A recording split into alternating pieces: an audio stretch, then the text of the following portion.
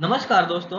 तो हमने अपने पिछले लेक्चर में देखा था सॉइल केमिस्ट्री से रिलेटेड कुछ पॉइंट्स और उससे रिलेटेड कंसेप्ट्स। तो चलिए हम आगे बढ़ते हैं और उसी में देखते हैं कुछ और पॉइंट्स। चलिए हम आगे बढ़ते हैं। तो बिफोर द लेट 1960s, कहने का मतलब है 1960s डिकेड्स के अराउंड साइंटिस्ट को लगता था कि जो हमारा सॉइल है, मिट्टी है, वो एक नेचुरल फर्टिलाइजर है जो कि हमारे प्लांट्स के ग्रोथ के लिए बना हुआ है। क्योंकि उस समय क्या था, पॉल्यूटेंट्स नहीं थे, मतलब प्रदूषक नहीं थे। ठीक है। तो यहाँ पे आप देख सकते हैं लिखा हुआ है, scientist mostly studied how soil formed and how it affects plant growth, like what makes soil good for growing crops. कहने का मतलब है उस टाइम में पहले साइंटिस्ट मोस्टली ये स्टडी करते थे कि कैसे सॉइल बनता है और कैसे ये सॉइल प्लांट्स के ग्रोथ को इफेक्ट करता है और कैसे हम सॉइल को ऐसा बनाएं, हम ऐसा कुछ करें ताकि सॉइल को हम एक गुड ग्रोइंग क्रॉप्स के लिए सुटेबल बना सके। और इसलिए उस टाइम सॉइल को एक नेचुरल फर्टिलाइजर के तौर पे देखा जाता था। लेकिन ये 1960 डिकेड्स था, उसके बाद क्या हुआ, प्रॉब्लम्स आने शुरू हुए। जैसे फैक्ट्रियाज स्टार्ट होने लगी, मतलब अर्बनाइजेशन होने लगा, फैक्ट्रीज स्टार्ट होने लगी, फार्म्स आए, सिटीज डेवलप होने लगा।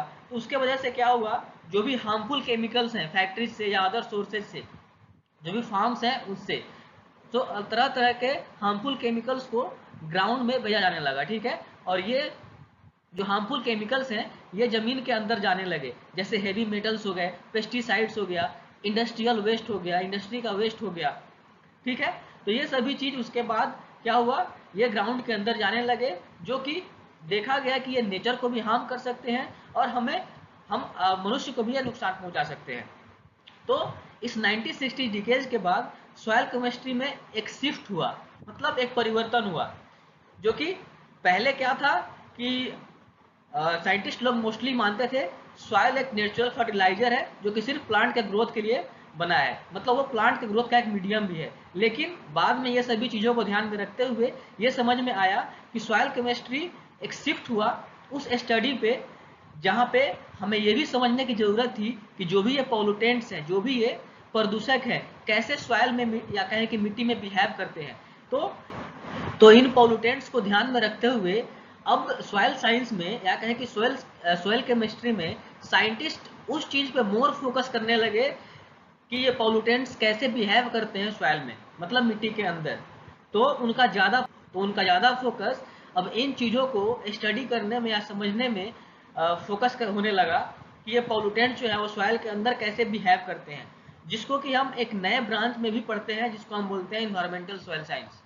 अक्सर आपने देखा होगा अपने स्कूल डेज में एक अलग आपको बुक्स मिलते होंगे, थ्री क्लास या फोर्थ क्लास में आप होंगे, तो उसमें एक इन्वायरमेंटल साइंस भी आपका होता होगा।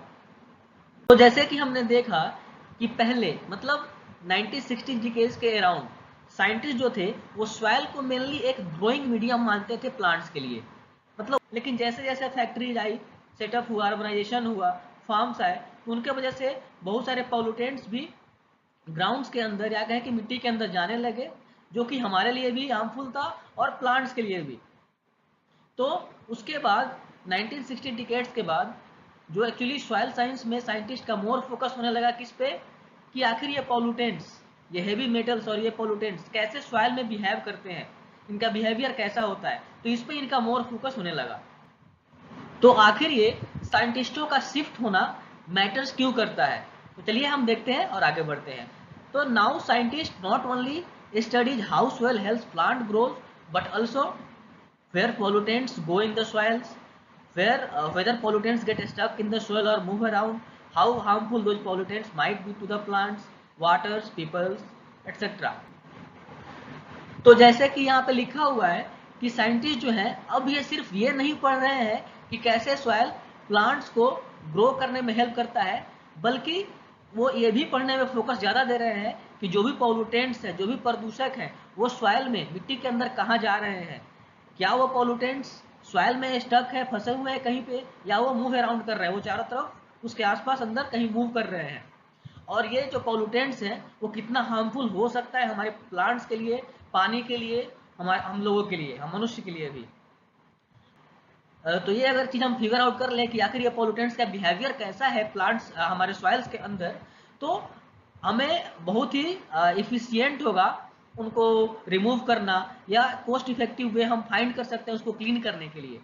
ठीक है, या कहें कि उसको स्प्रेड होने से, फैलने से बचा सकते हैं, और अपने हेल्थ को भी, अपने सॉइल के हेल्थ को भी, अपने प्लांट के हेल्थ को भी, और मिट्टी के भी हेल्थ को भी बचा सकते हैं। तो अब देखिए हम कुछ और पॉइंट्स देख लेते हैं कि सॉइल कंटेमिनेशन कब होता है, मतलब हमारा मिट्टी जो है, हमारा मृदा जो है वो दूषित कब होता है।